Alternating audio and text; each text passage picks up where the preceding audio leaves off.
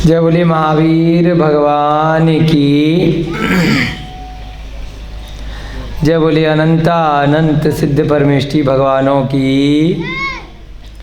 जय बोले आचार्य भगवान श्री शांति सागर जी महान मुनिराज की। जय बोले श्री पांडव पुराण ग्रंथ की। जय बोलिए आचार्य भगवान श्री मध्भट्टारक शुभ चंद्र जी महाराज की। जय बोलिए इस ग्रंथ के अनुवादकर्ता पंडित नंदलाल जी विशारद जी की। जय बोलिए युधिष्ठिर भीम अर्जुन इत्यादि सभी मोक्षगामी महापुरुषों की। जय बोलिए इस युग के प्रथमाचार्य श्री चारित्र चक्रवर्ती आचार्य भगवान श्री शांति सागर जी महान मुनिराज की। जय बोलिए समाधि ग्रस्त आचार्य भगवान श्री विद्यानंद जी महाराज की। जय बोलिए आचार्य भगवान श्री विद्यासागर जी महाराज की। जय बोलिए आचार्य भगवान समाधि ग्रस्त श्री विमल सागर जी महाराज की। जय बोलिए आचार्य भगवान श्री श्रुत सागर जी महाराज की। जय बोलिए शिखर जी में विराजमान आचार्य भगवान श्री प्रमुख सागर जी महाराज की। जय बोलिए मुनि श्री प्रणम्य सागर जी महाराज की। जय बोलिए मुनि श्री विहर्ष सागर जी महाराज की। जय बोलिए पाठशाला प्रणेता मुनि श्री हनुमान सागर जी महाराज की। जय बोलिए आर्यका माता जी श्री चैतन्यमती माता जी की। जय बोलिए क्षुल्लक श्री ध्यान सागर जी महाराज की। ज्ञानदानम गुरुकुल के सभी छात्र छात्रागण सहपाठीगण नन्हे मुन्ने बालक बालिकाएं अध्यापकगण संस्थानम अवेदानम में कार्यरत सभी बंधुजन सभी श्रावक श्रेष्ठी जन एवं अन्य माध्यमों से श्रवण कर रहे सभी श्रावकगण सभी को सादर जय जिनेन्द्र जयदो जड़ंदो। बंधुओं आज एक बार पुनः हम सभी लोग प्रत्यक्ष एवं अप्रत्यक्ष रूप से श्री पांडव पुराण का स्वाध्याय करने हेतु अपने पुण्य कर्मों के उदय के फलस्वरूप आज सभी एकत्रित हुए। अभी तक इस पांडव पुराण में हमने पांडवों के पूर्व काल के जो कुल है उस कुल में जन्मे अनेकों महापुरुषों का वर्णन पड़ा, जिनमें आदिनाथ प्रभु से प्रारंभ करके उनके पुत्र भरत चक्रवर्ती की कथा सुनी, उनके सेनापति जय कुमार की कथा सुनी। उसके उपरांत कथा में आगे बढ़ते बढ़ते हम 11वें तीर्थंकर श्रेयांसनाथ भगवान के काल में त्रिपृष्ठ नारायण एवं अश्वग्रीव प्रतिनारायण की कथा पर भी पहुँचे। उसके बाद उनके काल से आगे बढ़ते बढ़ते कथा 16वें तीर्थंकर श्री शांतिनाथ प्रभु तक पहुंची। इन सब में क्या समानताएं हैं, क्यों इनका लिंक किया जा रहा है, उसका कारण ये है कि जो पांडव हैं वे सभी कौरव वंश में जन्मे थे। पांडवों का और कौरवों का युद्ध हमें सुनाया जाता है, बताया जाता है, परंतु जो पांडव भी थे वे सभी भी क्या थे, वे सब भी कौरव ही थे। पांडवों का जो वंश था वो एक कौरव वंश ही था। उनके पिता का नाम पांडु था, इसलिए वह 5 पांडव कहलाए। कि उनके पिता के पिता वे सब कौरव वंश के ही थे। और धृतराष्ट्र की साइड के कौरव बचे हुए कहलाए, उस घटना जो सुनते हैं उसके संदर्भ में। जबकि क्या है, वो सारे की सारे ही कौरव थे, कौरव वंश के थे। तो इसी प्रकार से जो उनके पूर्व के काल में 16वें तीर्थंकर शांतिनाथ भगवान भी कौरव वंश के थे। आदिनाथ प्रभु की परंपरा से यह कौरव वंश, इक्ष्वाकु वंश और बहुत सारे वंश प्रारंभ हुए थे। तो वहाँ से चलते चलते यह कथा अब 16वें तीर्थंकर तक जा पहुँची।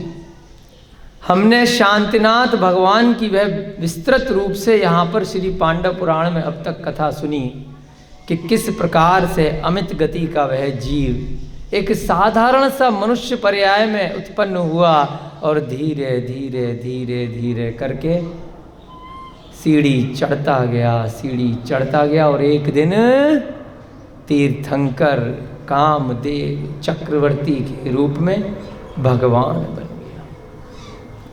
तो वहाँ से हमें क्या प्रेरणा मिलती है कि जैसे कई भवों पहले उस अमित गति के जीव ने पहली सीढ़ी चढ़ी थी, तो उसी प्रकार से हम अपने आप को सबको मान लें कि हम भी हो सकता है उसी पहली सीढ़ी पर हो। देर आए दुरुस्त आए, क्या दिक्कत है। जब जागे तब सवेरा, जब तक नहीं जागे थे तब तक अंधेरा था, अब जाग गए कोई बात नहीं। कब तक चिल्लाते रहोगे मेरा नंबर कब आएगा, मेरा नंबर कब आएगा। अरे लाइन में तो लगो, बिना लाइन में लगे नंबर कैसे आएगा। समझ रहे हैं बात को, है बस ऐसे ही खड़े हुए हैं, मेरा नंबर कब आएगा, मेरा नंबर कब आएगा, प्रयास ही नहीं कर रहे। आज नहीं तो कल अवश्य आएगा, लाइन में लगना पड़ेगा, पंक्ति में लगना पड़ेगा। जो 14 पायदान की मोक्ष मार्ग की सीढ़ी है, उसमें पहले पायदान से दूसरे पायदान पर चढ़ना तो पड़ेगा। 14 पायदान क्या हैं? 14 गुण स्थान। पहले गुण स्थान में हम सभी हैं, उस ग्राउंड फ्लोर पर सब खड़े हैं, सीढ़ी सामने है, बता रही है कि ये सीढ़ी टॉप में ले जाएगी, बस नीचे खड़े हुए हैं, पैर रख ही नहीं रहे ऊपर। पैर तो रखना पड़ेगा। अरे रखेंगे तो गिर जाएंगे, सीढ़ी गिर गई तो, किसी ने हिला ली तो, धक्का मार दिया तो फिर पड़े रहो। फिर क्यों बोल रहे हो मेरा नंबर कब आएगा, मुझे ऊपर कौन उठाएगा, कोई दूसरा नहीं उठाएगा। यह मोक्ष मार्ग ऐसा मार्ग है जहाँ पर जीव को स्वयं के अपने प्रयास से, अपने अभ्यास से ऊपर बढ़ना है। धक्का दे करके कोई भी ऊपर नहीं उठा सकता। माँ भी अपने पुत्र को चाहे कि ये मोक्ष प्राप्त कर जाए, भगवान बन जाए, तो नहीं कर सकती। प्रेरणा दे सकती है कि बेटा ये सीढ़ी है, इस पे ऐसे चढ़ना है, ऐसे ऊपर बढ़ना है। चढ़ना किसको पड़ेगा? स्वयं को, हर जीव को। एक पक्षी का उदाहरण आता है। ऊपर पेड़ पर पक्षी घोंसला बनाते हैं, बड़े बड़े पेड़ पर, चट्टानों में, पर्वतों पर। धीरे धीरे करके कुछ दिनों तक जो पक्षी की माँ होती है, चिड़िया की माँ होती है, 10-15 दिन, एक आध महीना उसको दाना चुग चुग कर खिलाती है। उसके बाद जब चाहे कबूतर का बच्चा हो या चिड़िया का बच्चा हो, कौवे का बच्चा हो, जब थोड़ा बड़ा हो जाता है तो चिड़िया क्या करती है, उसे मालूम होता है कि अब जब तक ये घोंसले से बाहर ऊपर से गिरेगा नहीं तब तक उड़ना स्वयं से सीखेगा नहीं। तो वो धक्का दे देती है। जब उसे पता होता है कि अब ये नीचे नहीं गिरेगा, मतलब इतनी इसके पंखों में इतना सामर्थ्य आ गया है, क्योंकि उसको सिखा नहीं सकती वो पक्षी को, बच्चे को वो ऐसे करके दिखा नहीं सकती, बेटा गिरोगे तो ऐसे हाथ हाथ चलाना, वो धक्का दे देती है। ये सत्य उदाहरण है। उसके बाद जब वो ऊपर से नीचे गिरता है, थोड़ी देर तक तो नीचे गिरता है, फिर अपने आप पंख फड़फड़ाने लगता है और जमीन को टच नहीं कर पाता है, फिर धीरे धीरे अपने आप उड़ने लग जाता है। उसको कहते हैं पक्षी की पहली उड़ान। गिरता नहीं है, क्या कारण है? क्योंकि खुद से अभ्यास किया।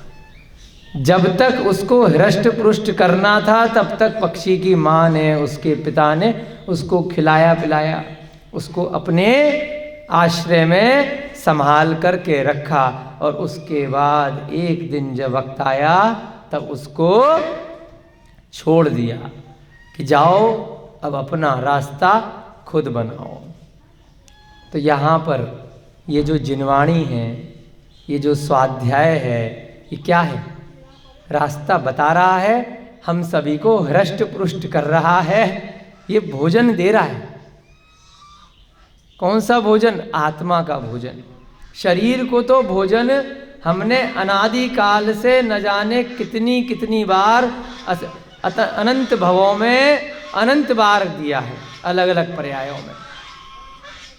पशु पक्षी भी देते हैं, जानवर भी देते हैं, नारकी भी दे लेते हैं, देव भी देते हैं, मनुष्य भी देते हैं, परंतु आत्मा का ये जो भोजन है, जो उसको हृष्ट पुष्ट करेगा, उस पक्षी की तरह हमें स्वतंत्रता के साथ में अपना मार्ग खुद बनाने के लिए प्रेरित करेगा। वह मोक्ष मार्ग की सीढ़ी यहाँ बताई जा रही है। तो आप सबके लिए, हमारे लिए भी क्या प्रेरणा है कि सीढ़ी पे खुद चढ़ना है।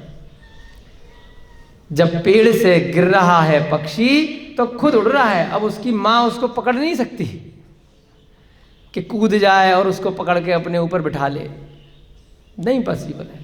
जब तक छोटा था तब तक उसको चोंच में उठा लिया, इधर उधर सरका लिया, जब वो बड़ा हो गया, उड़ने लायक हो गया, तो कैसे उठा पाएगी इतना वजन? तो चोंच में कैसे पकड़ेगी? तो इसलिए अब उसको खुद से उड़ना सीखना पड़ेगा। और अधिकांश है पक्षी जब ऊपर से गिरते हैं तो अपने आप उड़कर आकाश की ऊंचाइयों को छू लेते हैं। क्या कारण? क्योंकि उनका सही समय आ गया था, अब वह पंख को फैला सकते थे अपने आप। तो हम सब भी क्या हैं? उसी पक्षी के समान हैं। जब सही समय आ जाए, जब लगे कि अब हमने सारे नियम कानून सीख लिए हैं, तब उड़ जाना और निकल जाना उस मोक्ष मार्ग की ओर, उस वैराग्य के पथ की ओर, उन 14 गुण स्थान में जो अंतिम गुण स्थान है, उसको प्राप्त करने के लिए निकल जाना।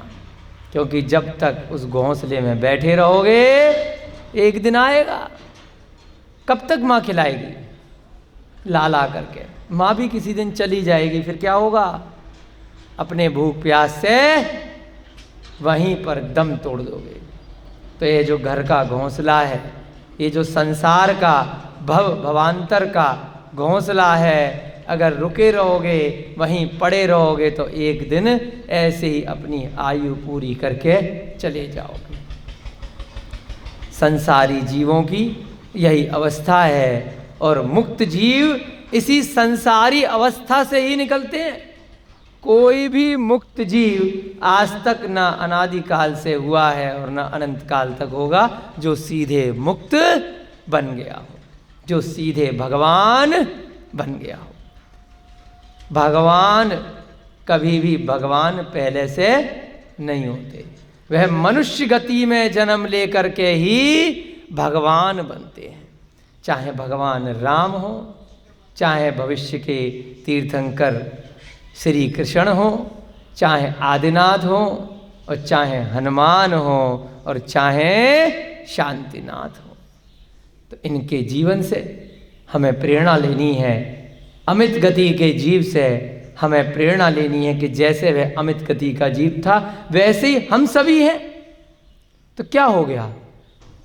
उनका पुण्य था जो पहले भगवान बन गए, हमारा आज पुण्य जाग गया है, अब हम प्रयास कर लेते हैं, कोई बात नहीं, थोड़ी देर हो गई तो क्या दिक्कत है। देर से ही ज्ञान प्राप्त हुआ है तो अब ऐसा ज्ञान प्राप्त कर लें कि अब यह अज्ञान रूपी अंधकार में दोबारा से परिवर्तित न हो जाए। तो इसको हमें जगाते रहना है, जागृत अवस्था में रहना है। तो इस प्रकार से वह तीर्थंकर शांतिनाथ प्रभु 16वें तीर्थंकर हम सभी को शांति प्रदान करें, हमें भी मुक्ति प्रदान करें। हम भी उनके जीवन चरित्र से सीख करके उनके जैसा बनने का अभ्यास करें। आज का स्वाध्याय हमारा 6ठ अध्याय प्रारंभ होने वाला है। शांतिनाथ प्रभु के बाद उनके कुल में अगले तीर्थंकर 17वें तीर्थंकर कौन से हैं? कुंथनाथ भगवान। उनकी कथा भी आज हम बड़े ही ध्यान मग्न होकर के सुनेंगे। एक के बाद एक कितनी सारी सुंदर सुंदर कथाएं इस श्री पांडव पुराण नामक ग्रंथ में अंतर्निहित हैं। हम लोगों का सौभाग्य है कि हम इन सब कथाओं को श्रवण कर पा रहे हैं। 6ठ अध्याय प्रारंभ करने से पूर्व सभी लोग हाथ जोड़ लेंगे, मंगलाचरण करेंगे और साथ साथ मिलकर के बोलेंगे। मंगलम भगवान वीरो मंगलम गौतमो गढ़ी, मंगलम कुंद कुंदाद्यो जैन धर्मोस्तु मंगलम, सर्वमंगल मांगल्यम सर्वकल्याणकारकम, प्रधानम सर्वधर्माणां जैनम जयतु शासनम, जैनम जयतु शासनम, जैनम जयतु शासनम। सर्वे श्रोतारः सावधानतया शृण्वन्तु। इन लोगों को बोल दो, बैठ लेंगे। अनिल जी पूछ लो अगर बैठना चाहें तो। आप पूछ लो।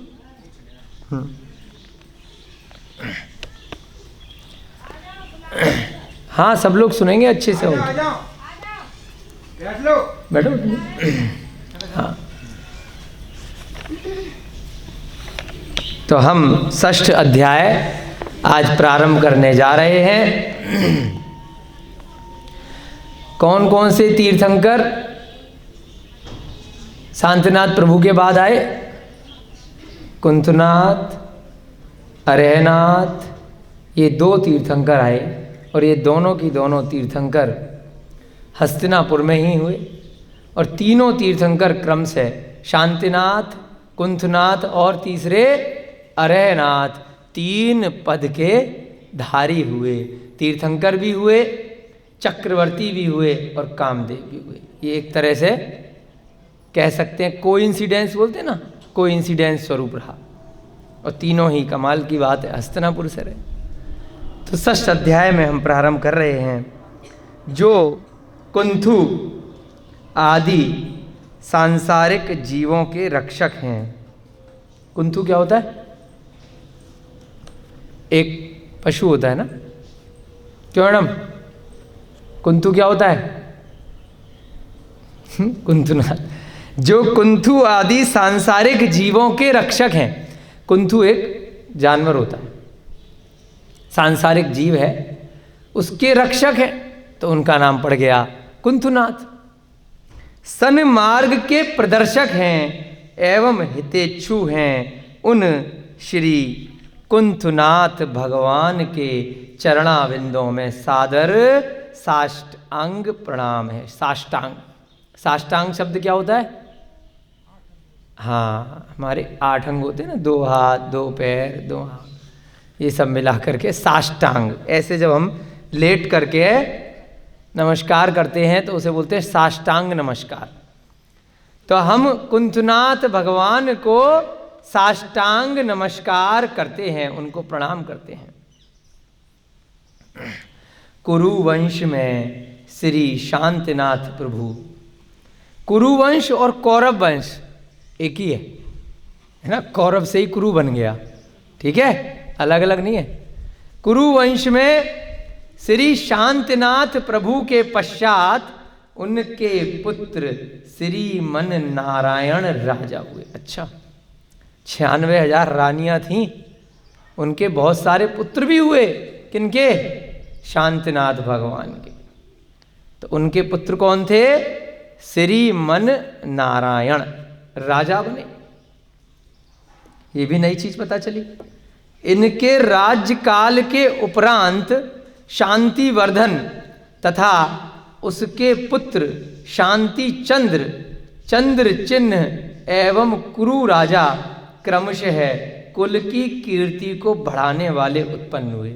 एक के बाद एक कितने सारे राजा उनके पुत्रों के रूप में अलग अलग राजा के उत्पन्न हुए। दोबारा से एक बार पढ़ लेंगे।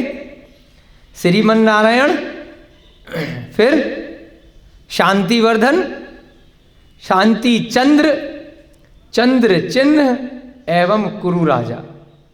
ठीक है, अपने को तो 2-3 से ज़्यादा अपने पूर्वज नहीं पता होते हैं। यहाँ कितने कितने हमारे पूर्वज हैं, सारे की सारे। हम सब भी उन्हीं पांडवों के कुल से ही निकले हैं कहीं ना कहीं। कई पीढ़ियों के पश्चात इसी वंश में महाप्रतापी शूरसेन नाम के राजा का प्रादुर्भाव हुआ। किनका हुआ? बोलो। थोड़ी देर के लिए याद रखेंगे तो कम से कम आज की कथा का सार समझ में आ जाएगा। शांतिनाथ भगवान के कुल में बहुत सालों बाद किसका राज्य आया? शूरसेन का। ठीक है, किसका है? बोलो। थोड़ा बोलते रहोगे तो जागते रहोगे, हमें भी आनंद आएगा। इनके शासन काल में राजनय की उदारता प्रसिद्ध थी। बहुत उदार राजा थे। प्रजागण सुखी थे, कहीं भी अतिवृष्टि या अनावृष्टि के कारण दुष्काल नहीं पड़ता था। तो प्रजा कैसे सुखी होती है? कि जब खेती बाड़ी बढ़िया हो रही हो, धन धान अच्छे से हो रहा हो। कैसे होगा? जब प्रकृति सब पे मेहरबान रहेगी। अतिवृष्टि माने बाढ़, अत्यधिक बाढ़ आ, वृष्टि माने वर्षा, और अनावृष्टि माने अकाल। अकाल हो जाता है तो दिक्कत आ जाती है, ज़्यादा आ जाए तो दिक्कत है। तो दोनों सिचुएशन नहीं होती थी, हमेशा सब प्रसन्न रहते थे, दुष्काल नहीं होता था। सारांश यह है कि उसके राज्य में दुख उसी प्रकार दृष्टि गोचर नहीं होता था जिस प्रकार दिवस काल में तारा मंडल दृष्टि गोचर नहीं होते। दिन में तारे दिखाई देते? उदाहरण में आता है जब डंडा पड़ जाता है, दिन में तारे दिख गए। अच्छा, इनको दिखते हैं, वो हाथ खड़ा कर रही हैं, है ना? कब दिखते हैं? आज दिख रहे हैं? नहीं दिख रहे। कब कभी कोई दिखते हैं। कैसे? जैसे जब चक्कर आते हैं। अच्छा, तो उदाहरण है, मुहावरा है, दिन में तारे दिख जाना। ठीक है, तो यहाँ पर क्या कहा? जिस तरह साधारण तौर पर दिवस में तारा मंडल दृष्टिगोचर नहीं होते, जैसे दिन में तारे नहीं दिखते, ऐसे ही इनके काल में कभी भी दुख नहीं आते। किनके काल में? शूरसेन के काल में सब खुश रहते थे, मस्त रहते थे। राजा शूरसेन यथा नाम तथा गुण थे, यानी कि जैसा नाम था वैसे उनके गुण थे। शूर माने बहुत शूरवीर होना, बड़े पराक्रमी होना। वह केवल प्रतापी शूरवीर ही नहीं अपितु महान सेना नायकों में भी अग्रगण्य थे। बहुत प्रतापी शूरवीर थे और उसके साथ साथ सेना नायक थे। पूरी सेना को बहुत अच्छे से साथ में लेकर के चलते थे। हजारों योद्धा उसकी सेवा में सहर्ष उपस्थित रहते थे। बहुत सारे योद्धा हमेशा तत्पर रहते थे। बताइए राजा जी क्या आदेश है। पूरे अनुशासन के साथ में एक आदेश पर वो सारे की सारे शूरवीर सेनापति योद्धा उनकी आज्ञा का अनुसरण करते थे एवं इसे अपना सौभाग्य समझते थे। होता है ना कि राजा ने क्या कहा, हमें कुछ काम दिया है तो हमारा सौभाग्य, ये नहीं अरे क्या काम दे दिया है, हमें ये काम नहीं करना, हमारे मतलब का नहीं है, हमारा मन नहीं लगता इस काम में, है ना। और राजा को उल्टे उल्टे जवाब दे करके परेशान करना। तो ये कार्य पहले के काल में नहीं होता था।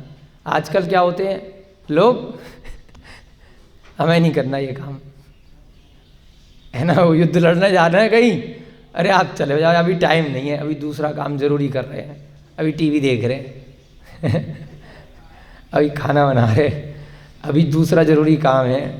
तो ऐसे नहीं चलता था। क्या है, सौभाग्य समझते थे कि राजा ने हमें कोई काम दिया है तो सारा काम छोड़ करके हमें वह कार्य प्रमुखता से करना है। उसका शारीरिक सौष्ठव भी अतुलनीय था। बहुत सुंदर शरीर था उस राजा का। ये सब कैसे मिलता है, पिछले जन्मों के पुण्य कर्म से मिलती हैं सारी चीज। सूर्य की किरणों के सदृश ही उसके शरीर से भी एक अद्भुत आभा प्रस्फुटित होती रहती थी। जैसे सूर्य की किरणें निकलती हैं, ऐसे ही सूरसेन के शरीर से एक बहुत अद्भुत आभा निकलती थी, चमक निकलती थी। अब ऐसा क्या है भाई जो सूरसेन की कहानी सुना रहे हैं कुछ रिश्ता होगा, आगे पता चल जाएगा। पांडवों से जुड़ा हुआ कुछ कहीं ना कहीं कुछ ना कुछ चैन है। बीच में भी बहुत राजा हुए, एक लाइन में सारे की सारे खत्म कर दिए। शांति चंद्र, शांति वर्धन, चंद्र चिन्ह, कुरु राजा, है ना। क्योंकि प्रमुखता हमारी इस ग्रंथ में पांडवों की है, तो जो उसके पूर्व में कोई प्रमुख लोग हुए उसके कुल में, उनका थोड़ा थोड़ा एक एक चैप्टर में, एक एक अध्याय में वर्णन किया जा रहा है। ऐसे तो अनादिकाल से न जाने कितने लोग आए गए, जब जिसकी प्रमुखता होगी उस ग्रंथ में उसका वर्णन अधिक किया जाएगा, जो विषय गौड़ हो जाएगा उसकी, जो अप्रमुख हो जाएगा, थोड़ा कम प्रमुख होगा, उसका वर्णन कम किया जाएगा। तो ये ग्रंथ लिखने की एक शैली होती है। तो कुछ ना कुछ इस सूरसेन का कुंथनाथ से कुछ संबंध होगा, अभी हमें नहीं मालूम है, आगे पढ़ेंगे तो पता चलेगा।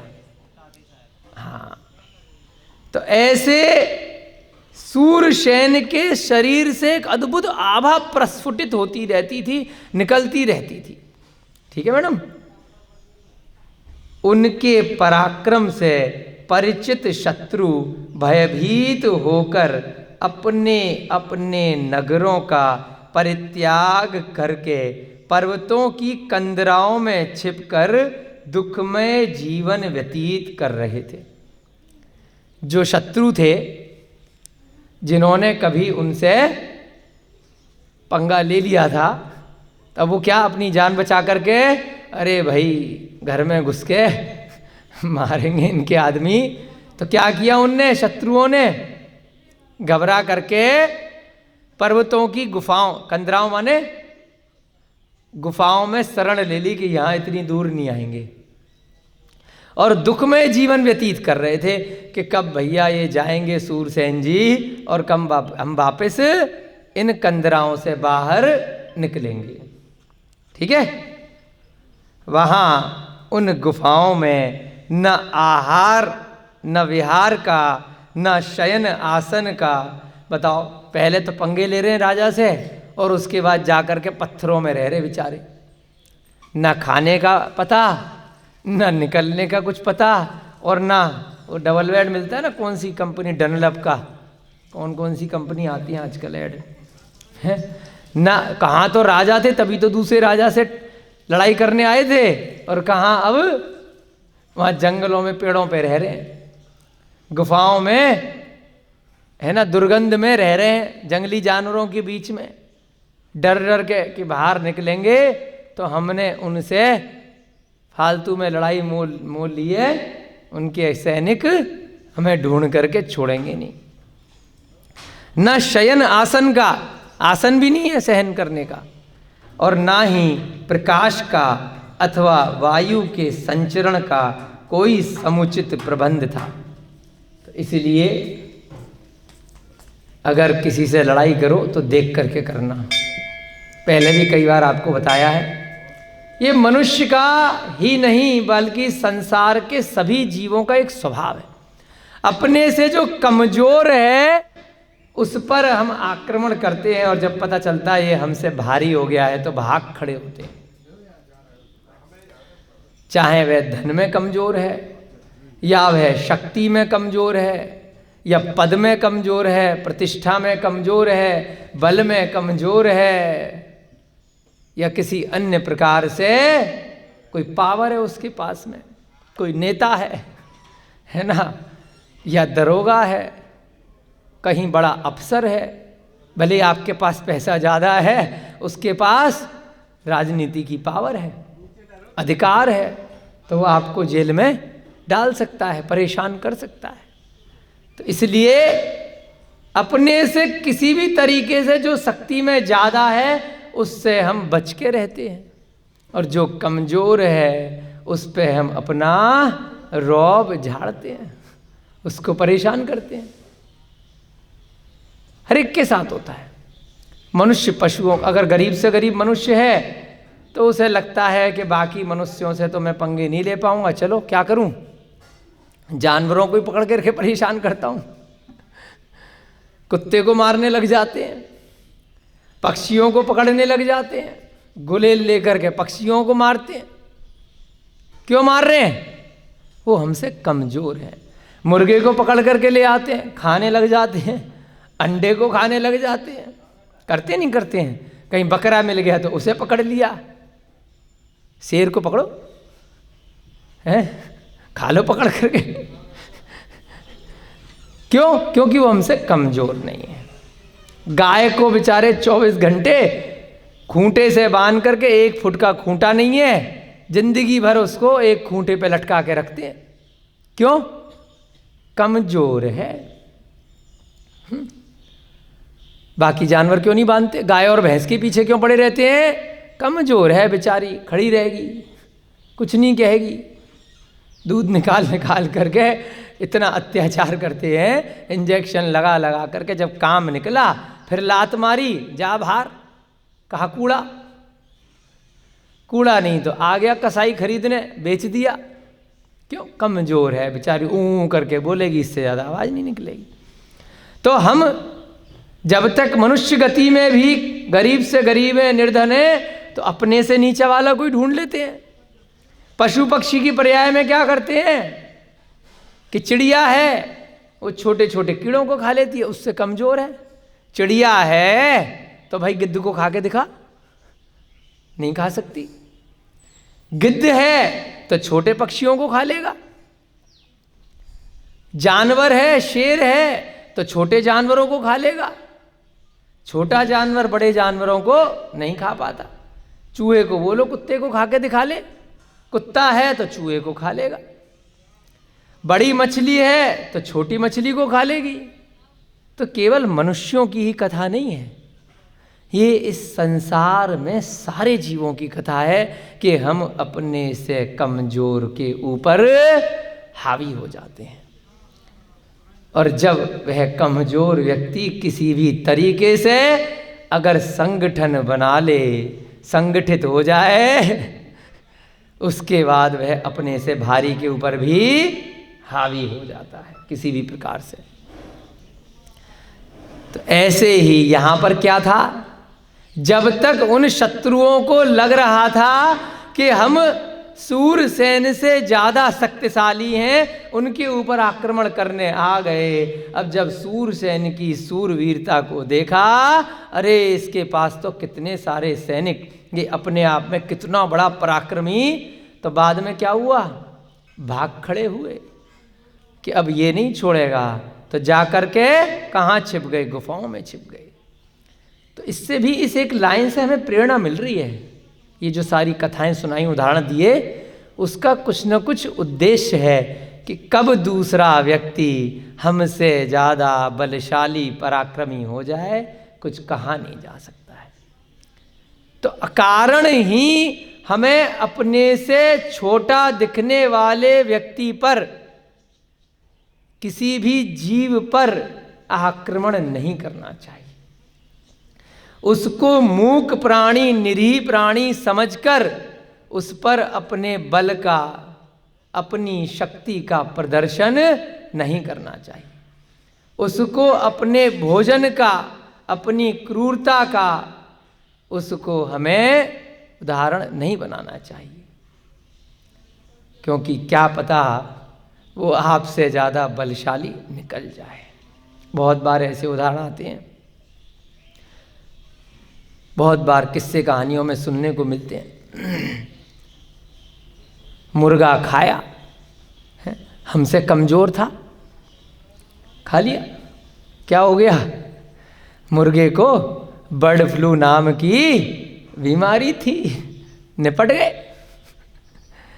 सूअर खा लिया, उसको स्वाइन फ्लू नाम की बीमारी थी, निपट गए। और न जाने कहाँ का क्या था, उसको कौन सा रोग था। जो भी जानवर, मछली खाई तो मछली को कोई बीमारी थी, कैंसर हो गया। जितना भी कैंसर का रोग है, अधिकतर रोग वो किससे आता है? उसका बस एक कारण आता है। क्या कारण आता है? पशु पदार्थों का सेवन। या तो मांस सीधे सीधे खा लिया, या फिर पशुओं से प्राप्त जो बाजार के दूध इत्यादि हैं, अब वो पता तो चलेगा नहीं कि कितना मिलावटी हैं, क्या है उसमें, उस पशु को कोई बीमारी थी क्या नहीं थी, लंपी वायरस चल रहा है, उसका दूध पी लिया है, या उसको कोई रोग था, उसको गाय को कोई कैंसर था, कोई और बीमारी थी, पी लिया, हो गया काम। ऐसे ही पशु पदार्थों के अलावा भी ज़्यादा यूरिया वाला, आपने बहुत यूरिया डाला हुआ है, ऐसा आपने अनाज खा लिया, तो जैसे यूरिया आप सीधे खा लोगे तो काम हो जाएगा, तो उस अनाज में बहुत ज़्यादा डाला हुआ है तो आपका काम हो जाएगा। तो इसलिए ज़रूरत से ज़्यादा जितने भी हानिकारक रसायन हैं उनका प्रयोग किए हुए खाद्य पदार्थों को प्रयोग में नहीं लाना चाहिए, और किसी भी प्रकार से हमें मांस इत्यादि का भक्षण तो कदापि नहीं करना चाहिए। तो पहले तो वो कमज़ोर थी मछली और आपने खा ली, मरी हुई भी, फिर भी क्या हुआ? आप भी चले गए ना उसके साथ। तो इस कारण से अगर बड़ी बीमारी नहीं होगी तो डायबिटीज हो जाएगा, अस्थमा हो जाएगा। ये सब किस कारण से होता है? किसी न किसी कारण से हमारे खान पान और रहन सहन में हम बहुत ही कृतकारित अनुमोदना से अन्य मूक पशुओं को पीड़ा दे रहे हैं, जाने अनजाने में। तो उनकी पीड़ा का जो दोष है, उनका जो कष्ट है, उनकी जो कर्म वर्गणाएं हैं, वह भी कष्ट में देते देते हमारे पास आ गई। अब 24 घंटे गाय को इतना मार रहे हो, पीट रहे हो, भैंस को खाने को दे नहीं रहे हो, इतने से खूंटे से बांध के रखा है, वो रो तो पा नहीं रही है। इतने दुख दर्द में, जैसे कंदराओं में ये सारे लोग हैं जो छुप कर के बैठ गए हैं, तो वो क्या जो दूध देगी वो आपको मोटा बढ़िया करेगा क्या? वो कोसती रहेगी, कोसती रहेगी। तो उसके दुख की जो वर्गणाएं हैं वह उसके खाद्य पदार्थ में आ गई। जो बकरा कट कर के रोते रोते चिल्लाते चिल्लाते आपको मांस दे रहा है, उस मांस से आप कभी हृष्ट पुष्ट नहीं बनोगे, कोई प्रोटीन नहीं मिलेगा। उसका सारा दुख, उसका सारा कष्ट उस भोजन में आ गया, और वह जब आप खाओगे तो आप भी इतने दुखी हो जाओगे, इतने परेशान हो जाओगे। मांस को खाने वाले लोग हमेशा परेशान रहते हैं, कषायों में लिप्त रहते हैं। कभी भी आप देख लेना, जो मांस ज़्यादा खाते हैं उनको इतना क्रोध आता है, इतने लालची होते हैं, इतने पापों में लिप्त रहते हैं, क्योंकि जैसा वो खाते हैं वैसा उनका मन में विकार आते हैं। तो इसीलिए उनको तामसिक भोजन कहा गया। क्योंकि इतना कष्ट से कभी भी कोई जानवर बहुत राजी खुशी अपना गला कटवा के दूसरे को नहीं देगा, ले बेटा मुझे मार ले और खा ले। कोई करेगा क्या ऐसा? तो वो जबरदस्ती ही किया जाता है। तो इसलिए हमें ऐसे भोजन पदार्थों से, ऐसे क्रूरता युक्त किसी भी कार्य से स्वयं को बचाना है। नहीं तो क्या होगा, जब वो जानवर हमसे भारी हो जाएगा तो हमें भी ऐसे ही कंदराओं में जा कर के छिपना पड़ेगा, जब वो हमसे ज़्यादा शक्तिशाली हो जाएगा। जंगल में जब शेर दिख जाता है गलती से, कई बार किस्से कहानियों में आता है, क्या करता है मनुष्य? भागता है, छिप जाता है, पेड़ पे चढ़ने का प्रयास करता है। कहीं कहीं आता है कि भैया मरने का नाटक कर लो, अगर शेर दिखाई दे जाए तो छोड़ दो किस्मत पे, है? तो क्यों? क्योंकि वो हमसे ज़्यादा शक्तिशाली है। और जब शिकारी के पास बंदूक आ जाती है तो वो शेर को परेशान करता है, तंग करता है। और जब वो बंदूक की गोली खत्म हो जाती है तो शेर उसको परेशान करता है। तो इसलिए ऐसे कार्य मत करो। ऐसे वीरान गुफाओं में इन शत्रु राजाओं को शरण मिला करती थी, जहां पर वायु के संचरण का भी कोई समुचित प्रबंध नहीं था, हवा भी नहीं आ रही थी।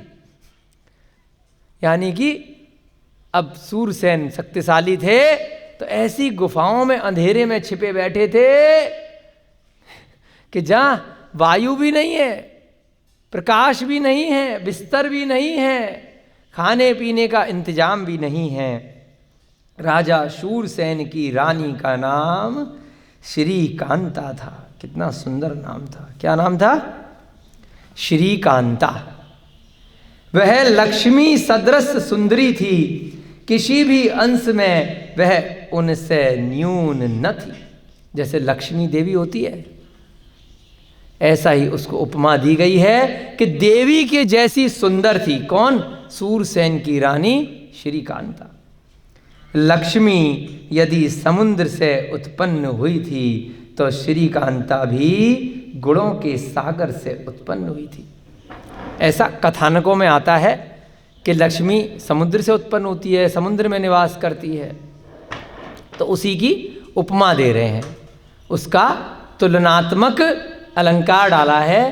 क्या कि जैसे लक्ष्मी समुद्र से उत्पन्न कही जाती है, वैसे ही गुणों के सागर से उत्पन्न हुई थी। सागर माने समुद्र अथाह, कभी खत्म नहीं होता है। इतने गुण थे उस श्रीकांता के अंदर, जैसे कि गुणों के सागर से वह उत्पन्न हुई हो। लक्ष्मी यदि चंद्रमुखी थी तो श्रीकांता भी उससे हीन नहीं थी। लक्ष्मी का मुख जैसे चंद्रमा सुंदर होता है, इतना सुंदर बताया जाता है, तो श्रीकांता भी उससे हीन यानी उससे कम नहीं थी, इतनी सुंदर सी। लक्ष्मी यदि संपूर्ण संसार को आनंदित करने वाली थी तो श्रीकांता के दर्शन से भी लोगों को अपूर्व आनंद प्राप्त हुआ करता था। लक्ष्मी को दर्शन करके, लक्ष्मी आती है ना, वो धन, सब लोग खुश हो जाते हैं। दिवाली पे पूजा करते हैं, रोज करते हैं कई लोग तो हैं।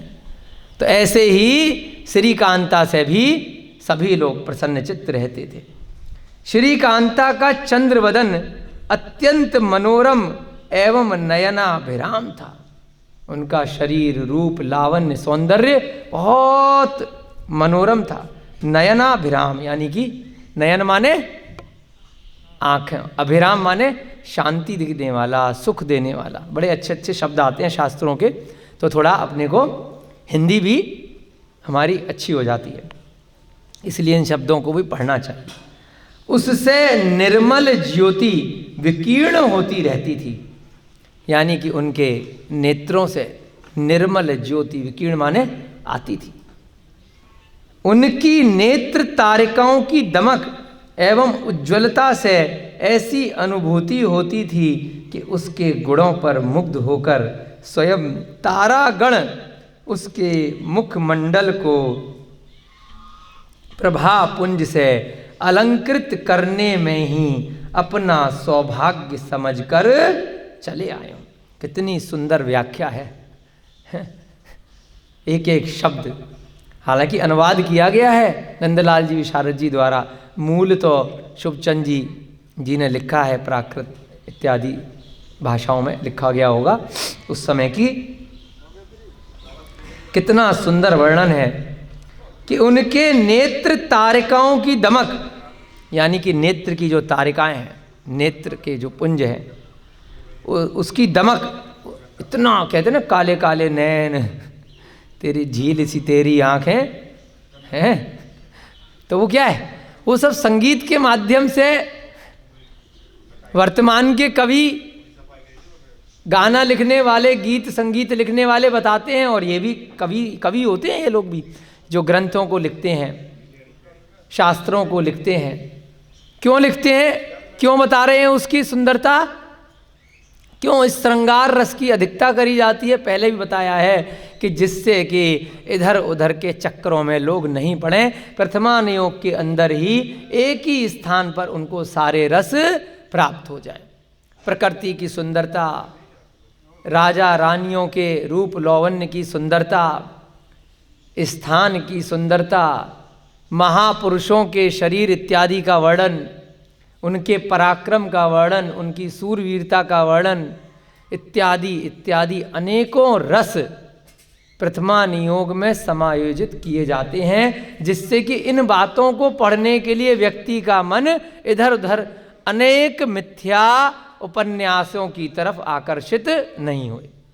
तो इसीलिए यहाँ पर उस रानी के रूप सौंदर्य का, उसके शरीर का यहाँ पर आचार्य महाराज ने वर्णन किया है कि उसकी आँखों की उज्ज्वलता से ऐसी अनुभूति होती थी कि उसके गुणों पर मुग्ध होकर स्वयं तारागण, जो तारे हैं, उसके मुखमंडल को प्रभा पुंज से अलंकृत करने में ही अपना सौभाग्य समझकर चले आए। जो रात्रि में तारे दिखते हैं तो क्यों आए हैं, उस रानी को देखने के लिए आए हैं। उसके मुखमंडल को प्रभा पुंज से अलंकृत करने में, कि उनकी जो हल्की हल्की चमक पड़ेगी ना, जैसे रात में शीतलता होती है, चंद्रमा की हल्की हल्की सी किरणें पड़ती हैं, तो ऐसी तारों की भी किरणें उसके प्रभामंडल पर पड़े और अपना वह तारे सौभाग्य समझ रहे हों। कितना सुंदर यहाँ पर श्रृंगार रस दिया है।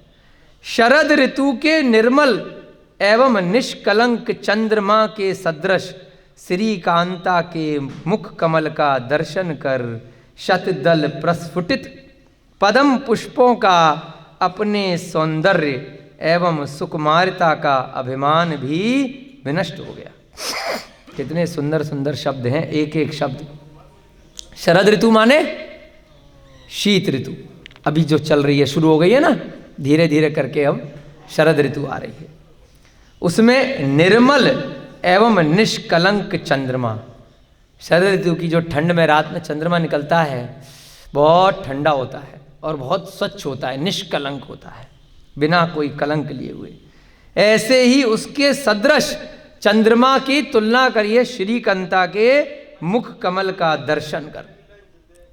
तो चंद्रमा क्या करता है, उसके सदृश, जैसे ही श्रीकांता के मुख कमल का दर्शन कर शतदल प्रस्फुटित पद्म पुष्प, शतदल माने सैकड़ों, शत माने 100, सैकड़ों के दल में पुष्प, पद्म के पुष्प, पद्म माने कमल, जो कमल के फूल होते हैं वह जैसे चंद्रमा को देख करके खिल उठते हैं, ऐसे ही श्रीकांता के मुख को देख करके, वो जाती होगी सरोवर पे घूमने, तो उसको देख करके खिल जाते थे। उन पद्म पुष्पों का अपने सौंदर्य एवं सुकुमारता का अभिमान भी विनष्ट हो गया तथा लज्जित होकर वे जल में जा छिपे।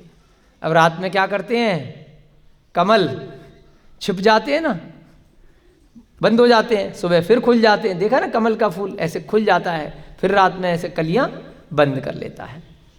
तो क्या करते थे वो कि जैसे ही श्री कांता को देखते थे तो वह लज्जित हो जाते थे कि हमसे भी ज़्यादा सुंदर कोई युवती, कोई रानी यहाँ पर निवास करती है। तो लज्जा से वे जल में छिप जाते थे। उसी दिवस से संभवत है पद्म की चंद्रमा से मित्रता विच्छिन्न हो गई। लगता है तब से ही कहानियाँ आती है ना कि उस दिन से ऐसा हुआ, उस दिन से ऐसा हुआ है वो ऐसे। तो यहाँ पे एक कथा ऐसी श्रृंगार रस में रखी है, जरूरी वैसी बताने के लिए है। ऐसा लगता है कि जैसे उस दिन से चंद्र कमलों की, पद्म की यानी कि कमल के पुष्पों की जो चंद्रमा के साथ मित्रता थी वह टूट गई। अब चंद्रमा आता है और कमल बंद हो जाते हैं। तो ऐसा होता है। उसकी ग्रीवा में शोभित रत्नों का हार उरोज युगल के मध्य ज्योति से दैदीप्यमान हो रहा था। ग्रीवा माने गले में, है ना। ग्रीवा में शोभित रत्नों का हार, किसकी? श्री कांता बड़े सुंदर सुंदर हार पहनती थी, रत्न आभूषण रानी थी। उरोज युगल के मध्य ज्योति से दैदीप्यमान हो रहा था। उरोज युगल जो स्त्री के स्तन होते हैं वहां पर ऐसे करके उसका हार उसके मध्य ज्योति से दैदीप्यमान हो रहा था। इतना सुंदर हार था कि ऐसा चमक रहा था। वह इस प्रकार प्रतीत होता था मानो दो कलशों में भरे हुए स्वर्ण कोश का संरक्षण सर्प हो। जैसे दो मटकों में बहुत सारे रत्न आभूषण रखे हुए हों और वहां पर क्या है? एक नाग है उस रत्न की रक्षा करने के लिए। ऐसे ही जो युगल उरोज है स्त्री के, उसके रानी के, उनके बीच में जो हार लटक रहा है जैसे उसकी संरक्षण कर रहा हो सांप की तरह से। श्री एवं अन्य सुंदरी देवियां सर्वदा उसकी सेवा में तत्पर रहती थीं। श्री देवी होती है ना, वो कौन थी? स्वधर्म इंद्र की देवियां होती हैं, श्री देवी और सुंदरी देवी। इनके महल होते हैं गंगा सिंधु नदियों में। ये सब उनकी अधिष्ठात्री देवियां होती हैं, स्वधर्म ईशान देवी। तो ये सब उनकी रक्षा करती थी। भाई ऐसा क्या किया था उस रानी ने, अभी आगे आएगा कि क्यों उसका इतना पुण्य तेज था कि स्वर्ग की देवियां आकर के उसकी सेवा में तत्पर रहती थी एवं उसकी प्रसन्नता को अपना अहोभाग्य समझती थी। देवियां उस मनुष्य जगत की रानी को खुश कर कर अपना भाग्य समझ रही हैं। क्या गजब कहानी है, क्या कारण है भाई? पुण्य आत्माओं के लिए इस संसार में कोई भी वस्तु अलभ्य नहीं होती। जो पुण्य आत्माएं होती हैं, संसार की कोई भी वस्तु, अलभ्य माने लभ्य माने लाभ, अलभ्य माने अलभ्य नहीं होती। यानी कि ऐसी कोई भी वस्तु नहीं है जिसका लाभ उन्हें नहीं मिल पाता है। किनको? पुण्य आत्माओं को, पुण्य के कारण। और पुण्य कैसे आता है? पिछले भवों में जो कर्म किए थे उसके कारण से इस भव में ऐसे स्थान पर उत्पन्न होते हैं जहाँ पर पुण्य ही पुण्य रहता है। सब कुछ पहले से ही सुलभ मिलता है और जिसने पिछले में नहीं करे वो इस भव में कर ले तो इस भव के भी अच्छे कर्म से उसको सब कुछ सुलभता से प्राप्त हो जाएगा। जिसको इस भव में प्राप्त नहीं होगा, इस भव में अच्छे कर्म कर ले तो अगले भव में मिल जाएगा। है कि नहीं नीरज भैया? तो ऐसा कुछ नहीं है, कोसना नहीं अब किसी अपने आप को कि हाय राम मैं इतना गरीब क्यों हूँ, मेरे कर्म फूटे हैं, मेरे को सब परेशान करते हैं, हर जगह मुझे नुकसान होता है, हर एक व्यक्ति मुझे परेशान करता है। क्यों? खुद से ही परेशान होते हो, क्योंकि खुद सीढ़ी चढ़े ही नहीं थे। कोई दूसरा धक्का मार के थोड़ी चढ़ाएगा, खुद से ही उड़ा था ना पक्षी, अभी उदाहरण दिया था। धक्का मारा था परंतु उड़ना खुद से पड़ा था। खुद अगर अच्छे कर्म करे होंगे तो कभी भी इस भव में या पर भव में दुख नहीं मिलेंगे। और अगर मिल भी गए हैं तो दुख को मानो ही मत कि दुखी हैं। उस दुख में भी इतने सुखी हो जाएं कि वह असाता वेदनीय कर्म का उदय भी साता में परिवर्तित हो जाए। दुख को भी सुख में बदल डालो। मन के हारे हार है, मन के जीते जीत है। मन से क्या मानो, मैं हारा ही नहीं। तुम्हें लगता होगा मैं हार गया, तुम्हें लग रहा है गरीब हूं, मैं तो हूं ही नहीं। तुम गरीब हो गए, तुम इतने परेशान हो, मैं तो खुश हूं। मैं तो संतुष्टता के साथ रह रहा हूं, मैं तो संतोषी हूं। जितना है उतने में मैं खुश हूं, मुझे इच्छा ही नहीं है ज़्यादा की। तुम परेशान रहते हो, तुम्हें बहुत ज़्यादा लालच है, तुम्हें बहुत ज़्यादा इच्छाएं हैं, तो तुम रहो। तुम्हें लग रहा है मैं गरीब हूं, मैं तो नहीं हूं। क्या करती है सरकार? यही तो करती है। अरे तुम गरीब हो, तुम गरीब हो, तुम गरीब हो, परेशान करके रखा हुआ है लोगों को। हमें लगता है यहाँ गांव में रह करके कि यहाँ के लोग उन महलों में रहने वाले, उन 50वीं मंजिल पे रहने वाले लोगों से ज़्यादा सुखी हैं। उनके पास अगर 10 मिनट के लिए लाइट चली जाए तो पागल हो जाते हैं, और यहाँ लाइट हो ही नहीं तब भी खुश है। उनका एक दिन का गैस का सिलेंडर नहीं आए तो पागल हो जाते हैं, खाना कौन बनाएगा? यहाँ इतने कंडों का भंडार है, कोई गरीबी है ही नहीं। उनके पास इतने दुख हैं, अगर लिफ्ट 10 मिनट के लिए बंद हो जाए तो पागल हो जाएंगे। यहाँ लिफ्ट का कोई काम ही नहीं है। तो वो ज़्यादा गरीब हैं कि ये ज़्यादा गरीब हैं? ये अमीर हैं गांव में रहने वाले, जिनको ज़्यादा ज़रूरत ही नहीं है। इतने बड़े बड़े मकान बनाने के बाद में हल्का सा भी पिछले हफ्ते भूकंप आया, पागल हो गए दिल्ली वाले कि अब मरे कि अब मरे। यहाँ गांव में झोंपड़ी वाले को कोई फर्क नहीं है, अगर गिर भी जाएगी झोंपड़ी फिर खड़ी कर लेंगे, और मरोगे नहीं उस झोंपड़ी के उससे। वहां तो गए, पता ही नहीं, चूरा हो जाओगे। तो कौन दुखी है? अमीर दुखी है या गरीब दुखी है? पैसे वाले ज्यादा दुखी हैं। ये फैक्ट है, ये सत्य कथा है। परंतु सरकार वोट बैंक के लिए दिमाग में भर देती है, तुम गरीब हो, तुम गरीब हो। अगर कंडे पे चूल्हे पे खाना बना रहे हो तो गरीब हो, गरीब हो। अरे भैया हम लोग भी चूल्हे पे खा रहे हैं, हमें तो लग रहा है भाई अमीर है। झोंपड़ी में रह रहे हैं, अच्छा लग रहा है, क्या दिक्कत है? मुनि महाराज विहार करते हैं, न शरीर पे वस्त्र होता है, न मकान होता है, न दुकान होती है। उनसे ज़्यादा अमीर अगर किसी को देखना हो तो जा कर के देख लेना, उनसे ज़्यादा अमीर कोई नहीं है। कुछ भी नहीं है उनके पास, एक पीछी और एक कमंडल है, वो भी फ्री की है। मोर पंख छोड़ देता है, पीछी लोग बना करके दे देते हैं, फ्री की है वो भी, है ना। कोई पैसा खर्च नहीं करना पड़ता है। उनसे ज्यादा सुखी क्यों अमीर हैं? क्योंकि सुखी हैं, संतुष्ट हैं, संपन्न हैं। न किसी से कुछ लेना, न किसी को कुछ देना। न पेंट है, न पर्स है, न जेब है, तो रुपए पैसे का कोई काम ही नहीं। न बैंक में कोई अकाउंट है, न आधार कार्ड है, ना ही पासपोर्ट है, और ना ही पैन कार्ड है। कोई चक्कर नहीं। जब कोरोना की वैक्सीन का हल्ला मचा तो मुनि महाराज के ऊपर कोई वैक्सीन का काम ही नहीं, उन्हें कहीं जाना ही नहीं है। क्यों लगवानी? कोई टेंशन नहीं किसी भी प्रकार की। ना मास्क लगाना उनको, ना इंजेक्शन लगवाना, ना कोई बाध्य कर सकता, ना वो बाध्य हो सकते, ना उनको कोई कष्ट दे सकता, ना वो किसी को कष्ट दे सकते। तो सबसे ज़्यादा अमीर किसी को देखना हो तो दिगंबर मुनि महाराज की चर्या को देख लेना। उनसे ज़्यादा अमीर, उनसे ज़्यादा धनी कोई नहीं है। उससे आप लोग सीख लेना कि हम गरीब हैं या हम अमीर हैं। जितना कम परिग्रह जिसके पास होता है, उतना ज़्यादा धनी वो जीव होता है।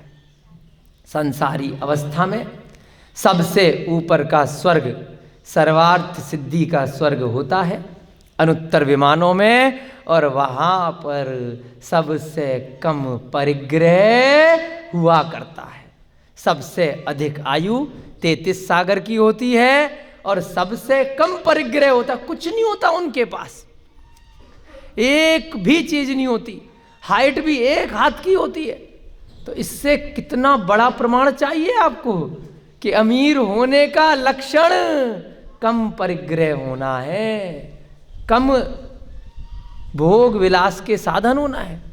वो तो मानसिक रूप से बोल बोल करके टॉर्चर कर दिया गया है किसानों को कि तुम सबसे गरीब हो, तुम सबसे गरीब हो, हाय रे किसान, हाय रे किसान, तेरे पास जब तक बड़ी गाड़ी नहीं है, बड़ा महल जैसा मकान नहीं है, तू गरीब है। दिमाग में डाल दिया है पिछले 30, 40, 50 सालों में। उससे पहले का इतिहास खोल करके देखो, आचार्य शांति सागर महाराज, जिनकी रोज जयकार लगाते हैं ना, इस युग के प्रथमाचार्य हैं, दिगंबर आचार्यों में अग्रणी स्थान है। वो कौन थे? किसान थे। खेती करते थे बैलगाड़ी से, अपने हाथों से, और इस भारत वर्ष में सबसे बड़े आचार्य महाराज बने हैं, सबसे अमीर हैं कि मैसूर के आजादी से पहले राजा ने चौके लगाए। राजा अहमदाबाद का जो वहां का राजा था मैसूर का, वो विहार कराता था राजा कि मैं चलूंगा आपकी पीछे कमंडल लेकर के। आजादी से पहले जो मुगलों के राजा थे हैं, जिनसे सब डरा करते थे, पढ़ना चारित्र चक्रवर्ती ग्रंथ में, दिल्ली का राजा आजादी से पहले विहार कराया उसने उनका। समझ रहे हो? कौन थे? किसान थे। तो इस चीज को जितना लोगों में गलत प्रचार किया गया है जबरदस्ती का कि जो किसान है वो बेचारा है, वो बेचारा नहीं है। बेचारा कौन है? जो अपने आप को फ्लैटों में रहने वाला, गाड़ियों में चलने वाला, धुएं में रहने वाला, पूरे दिन डॉक्टरों के चक्कर काटने वाला, मास्क लगाने वाला, हॉस्पिटलों में जाकर के मरने वाला, वो बेचारा है? किसान का बच्चा कभी भी इतने दिनों तक हॉस्पिटलों में नहीं जाता है, मेहनत करता है। तो इसलिए अमीर कौन है? आज समझ में आ रहा होगा आपको कौन है अमीर? हाँ, मेहनत करने वाला किसान सबसे ज्यादा अमीर है। तो ऐसे ही यहां पर क्या कहा कि वो देवियां अपने आप को सौभाग्यवती मान रही हैं, जो श्री देवी है और सुंदरी देवी है, कि उनकी जो रानी है वो प्रसन्न रहे, बस इसमें अहोभाग्य समझ रही है। और पुण्य आत्माओं के लिए इस संसार की कोई भी वस्तु अलभ्य नहीं है। तो हम सभी यहाँ पर कितने पुण्यशाली हैं कि जो हमें यह अध्याय सुनने को मिल रहा है। हमसे ज़्यादा अमीर कोई भी नहीं है। जो दुर्गुणों में व्याप्त हैं, शराब इत्यादि पी रहे हैं, धूम्रपान करते हैं, मांस भक्षण करते हैं, हॉस्पिटलों में जाकर के फिर मर रहे हैं, वो दुखी हैं, हम दुखी नहीं हैं। स्वयं रत्नाधिपति कुबेर देव उसके आंगन में जल वृष्टि के स्थान पर अमूल्य रत्नों की वर्षा किया करते थे। क्या कारण है भाई? कुबेर उनके घर में रत्न बरसा रहा है? जो वर्षा के देव होते हैं वो क्या करते हैं? पानी बरसाते हैं। और रानी श्रीकांता के घर में क्या वर्षा होती थी? रत्नों की वर्षा। रत्नाधिपति यानी रत्नों का अधिपति स्वर्ग से रोज क्या गिराता है? रत्न गिरा रहा है, अमूल्य रत्न। इसलिए उस समय पृथ्वी पर रत्नों का कोई अभाव नहीं था, एवं वह रत्न गर्भा कहलाने लगी थी। रत्न प्रभा नाम है ना अपनी पहली पृथ्वी का, तो उस समय क्या हो गया? रत्न गर्भा, अपने गर्भ में रत्न को रखने वाली। क्यों? क्योंकि बारिश की बूंदें जैसे गिरती हैं ऐसे कुबेर उनके आंगन में रत्न गिराया करता था, तो वहां पर कोई भी निर्धन नहीं रहा। इसलिए सर्वत्र अगाध समृद्धि ही दृष्टि को चढ़ोती थी। उन रत्नों को ले लेकर के सब खुश, सब अमीर हो गए। इस जगती तल पर से तब दारिद्र्य नाम उठ सा गया था। दरिद्रता, गरीबी उठ गया था, नाम उठ गया। अब कोई गरीब नहीं है, सबके पास रत्नों का भंडार है। एवं इसका वसुधा नाम यथेष्ट ऐश्वर्य के कारण सफल सिद्ध हो गया। वसुधा किसको बोलते हैं? पृथ्वी को ही बोलते हैं, और वसुधा रत्नों को भी बोलते हैं। रत्न गर्भा, रत्न प्रभा, इसी पहली पृथ्वी का नाम है। क्यों नाम पड़ा? क्योंकि यहां पर रत्न गिरते हैं। क्यों गिरते हैं? जब तीर्थंकरों का जन्म होता है तब कुबेर रत्नों की वर्षा कराया करते हैं। सारांश यह है कि इस संसार में जितने भी वैभव, ऐश्वर्य, आनंद, उल्लास हैं, वे सभी उसके यहाँ विद्यमान थे। जितना भी संसार का धन, वैभव, उल्लास सब उस रानी के पास था। एक समय की घटना है, तब रात्रि के अंतिम प्रहर में महारानी श्रीकांता अपने महल में शयन कर रही थी। अब आ रहा है सस्पेंस से पर्दा उठ रहा है। इतनी देर से रहस्य चल रहा था ना कि क्यों है उसका वर्णन, श्रीकांता का, शूरसेन का क्या कारण है भाई, कौन थे ये? इतनी देर से पूरी कथा हो गई, क्या था? एक समय की घटना है, रात्रि के अंतिम प्रहर में महारानी श्रीकांता अपने महल में सो रही थी, जैसे आप लोग भी सोते हो, हम लोग भी सोते हैं। उसी समय उन्होंने षोडश स्वप्नों को देखा। तो अब सस्पेंस से पर्दा निकल रहा है, कुछ कुछ आपको समझ में आ गया है। यानी कि क्योंकि इस अध्याय को प्रारंभ करते में कुंथनाथ भगवान का थोड़ा वर्णन आया था, उनको नमस्कार किया गया था।